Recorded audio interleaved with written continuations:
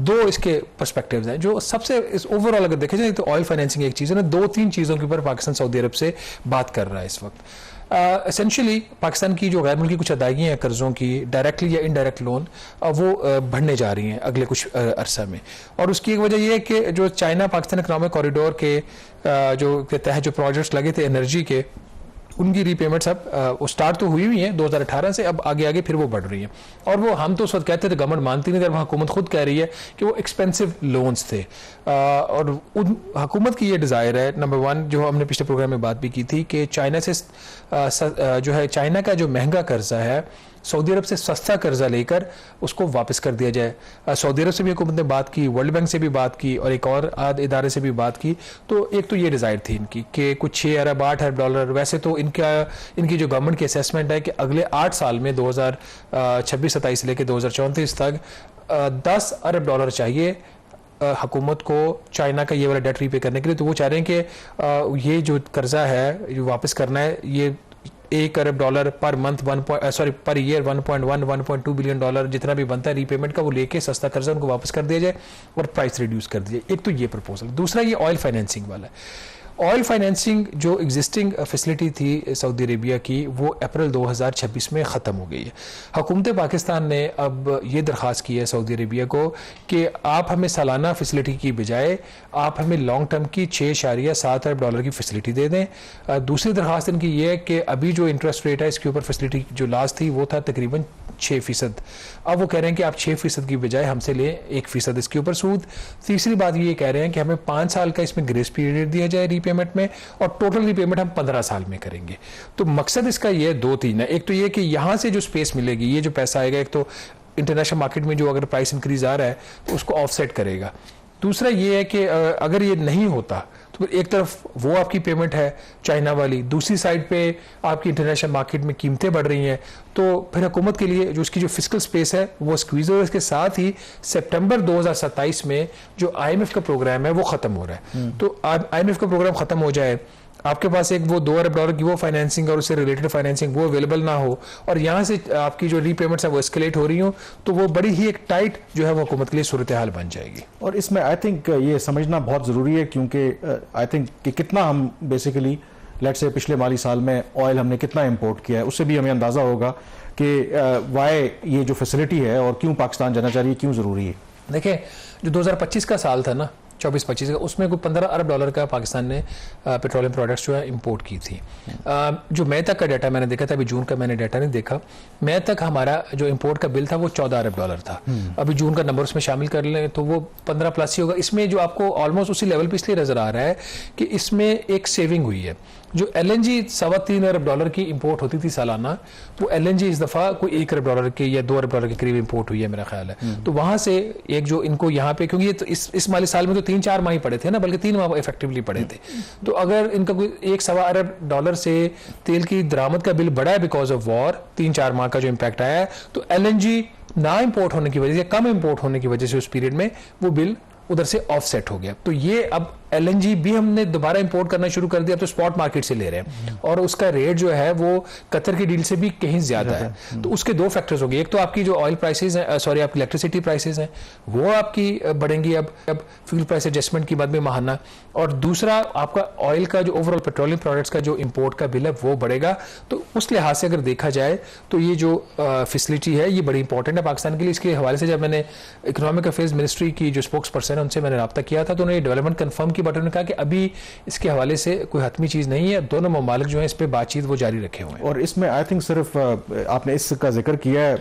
Probably Pakistan is aware कि आगे क्या चैलेंजेस हो सकते हैं। रॉयटर्स की ही कल की एक खबर है जिसमें वो ये कह रहे हैं कि पाकिस्तान कुवैत के साथ भी एक डिफेंस पैक्ट जो है उसकी बात हो रही है, और इन रिटर्न वो ये कह रहे हैं कि पाकिस्तान कोई एनर्जी से रिलेटेड, कोई उनसे इसी से रिलेटेड तेल वगैरह और सारी चीज़ें जो है ना वो मांग रहा है कि अगर उसके बदले डिफेंस पैक्ट होगा और उसके बदले वो दे विल मेक श्योर। लेकिन अगेन वो कह रहे हैं कि बड़ा अर्ली स्टेज के ऊपर है, और ऑलरेडी सऊदी अरब के साथ जो डिफेंस पैक्ट किया है उस पर भी अमल दरामद करना एक बहुत बड़ा चैलेंज है। बट स्टिल इट शोज़ के कहीं ना कहीं ज़ाहिर है कि रीजन को तो ज़रूरत है कि एक ऐसे मुल्क की, या पाकिस्तान जैसे मुल्क की जिनकी स्ट्रॉन्ग मिलिट्री है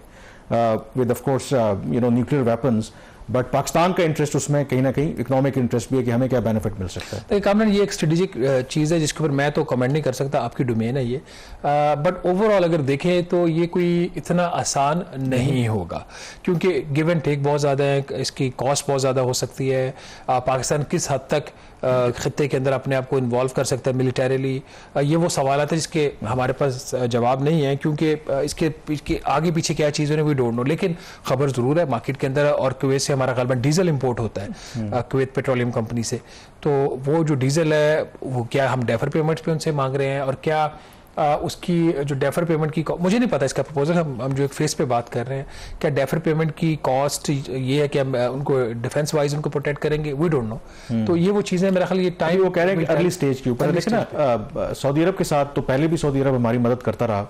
लेकिन जब से डिफेंस पैक्ट हुआ है तो उसके बाद जो एक और यूएई के साथ जो हमारा उन्होंने पैसे हमसे वापस मांगे, हमने वापस किए, तो उसमें रेस्क्यू अगेन आपको सऊदी अरब ने किया, $3 बिलियन जो दिए, तो उसके हवाले से भी डेवलपमेंट है। ये बिल्कुल, ये बड़ी इंटरेस्टिंग चीज़ थी। अच्छा, जब ये डील हुई थी उस वक्त मैंने चेक नहीं किया था, मैंने कहा कि ये भी कुछ साल 2 साल का ही कर्जा होगा।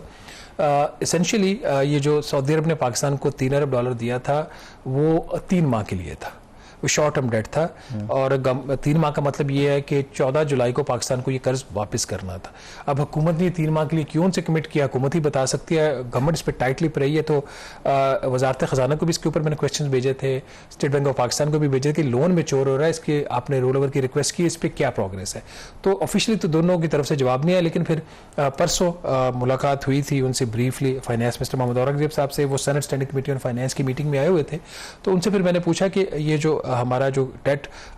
मैच्योर हुआ है सऊदी अरेबिया वाला, ये $3 अरब का, तो क्या ये रोल ओवर हो गया? पहले तो उन्होंने कहा कि अगर ना होता तो आपको पता चल जाता। तो मैंने कहा I am doing a story, तो आप इस पे जो भी इस पे कमेंट करना इस पे पसंद करें। तो उन्होंने फरमाया कि ऑल गुड ऑन दैट, मतलब ये कि उनका इसकी बात से तो यही मतलब निकलता है ना कि रोल ओवर हो गया, अदरवाइज हमारे जो रिजर्व्स हैं उन पे हिट पड़ जाती। तो अगर रिजर्व्स अपनी जगह पे मेंटेन है और 14 जुलाई को पैसा वापस नहीं गया, तो फिर इसका रोल ओवर हो गया। अब सवाल ये है कि रोल ओवर क्या 3 माह के लिए हुआ है, 2 साल के लिए हुआ है, 5 साल जो पाकिस्तान की डिजायर है, कम से कम 5 साल। रिसेंटली तो फाइनेंस मिनिस्टर और उनके साथ जो एनर्जी के वजीर हैं वो सऊदी अरब गए थे, तो क्या यही एजेंडा? ये 2-3 आइटम्स थे, एक तो ये वाला था, ऑयल फाइनेंसिंग वाला था, और फिर तीसरा वो जो पावर वाला था। तो उसके हवाले से भी जब सरदार अवैस लगारी उनकी विजिट से पहले मैंने उनसे पूछा कि क्या ये जो प्रपोजल है $10 अरब की फाइनेंसिंग आप मांग रहे हैं, तो इसके ऊपर सऊदी अरेबिया से बात होगी। तो उनका जवाब ये था कि जो उनकी मीटिंग है, उनके एनर्जी वर्किंग ग्रुप की मीटिंग है, उसमें इस पे बात होना शामिल नहीं है। ये उनका एक गोलमोल जवाब था। अब लेकिन जब आप सऊदी फाइनेंस मिनिस्टर और पाकिस्तान के फाइनेंस मिनिस्टर और पाकिस्तान के एनर्जी मिनिस्टर मिलेंगे, तो डेफिनेटली ये सारी चीज़ें वहाँ पर डिस्कस तो हुई होंगी, चूँकि ये बायलैटरल मैटर्स होते हैं, ऑफकोर्स थोड़े से सेंसिटिव भी होते हैं, गवर्नमेंट नहीं पसंद करती बात करना ज़्यादा इसके ऊपर पब्लिकली, लेकिन एटलीस्ट ये जो लोन डील्स होती हैं जो कि पब्लिक स्फीयर में होती हैं, वो उसके ऊपर गवर्नमेंट को जो पोजीशन है वो क्लैरिफाई करनी चाहिए। और मेरा ख्याल है अगर जो अल्टीमेटली फैसला भी होता है, अगर आप सऊदी अरब और पाकिस्तान के ताल्लुकात की नौइयत देखें, तो वो मुझे लगता है कि फाइनेंस मिनिस्टर या बाकी जो गुजरा है वो तो नीटी ग्रिटी तय करते हैं। अल्टीमेटली हमने हिस्टोरिकली देखा है फैसले तो it will be a political decision at the top level होगा, जब हमारी जो सिविल या मिलिट्री की आदत है वो सऊदी की आदत से बात करेगी, और फिर वो जो फैसला करते हैं तो उसके बाद फिर चीज़ें ट्रिकल डाउन करते हैं। तो देयर इज अ पॉसिबिलिटी कि ये पहले होमवर्क वगैरह कर रहे हैं और उसके बाद जो फाइनल होमवर्क तो कामरान चल रहा है पिछले साल अक्टूबर-नवंबर से। अच्छा, ठीक है। होमवर्क ये जब हमारा पाकिस्तान सऊदी अरेबिया का स्ट्रेटेजिक डिफेंस एग्रीमेंट हुआ था, उसके बाद से पाकिस्तान की जो इकोनॉमिक मिनिस्ट्रीज हैं उनके लोग सऊदी अरेबिया गए, वहाँ पे बैठे रहे, हफ्तों बैठे रहे।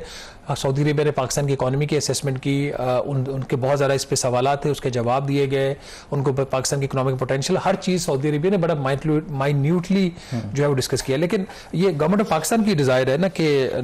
वो किसी तरीके से नाज़रीन ये हमें पैसा मिल जाए, लेकिन ये जो लोन्स होते हैं इररिस्पेक्टिव सऊदी अरेबिया ने हमेशा पाकिस्तान की मदद की है, और ऐसे वक्त में जब पाकिस्तान को वाकई उसकी ज़रूरत होती है, चाहे वो 1998 के न्यूक्लियर ब्लास्ट हो, उसके बाद जो तेल उधार दिया गया या मुफ्त दिया गया पाकिस्तान को, 2014 में $1.5 अरब की ग्रांट दी गई,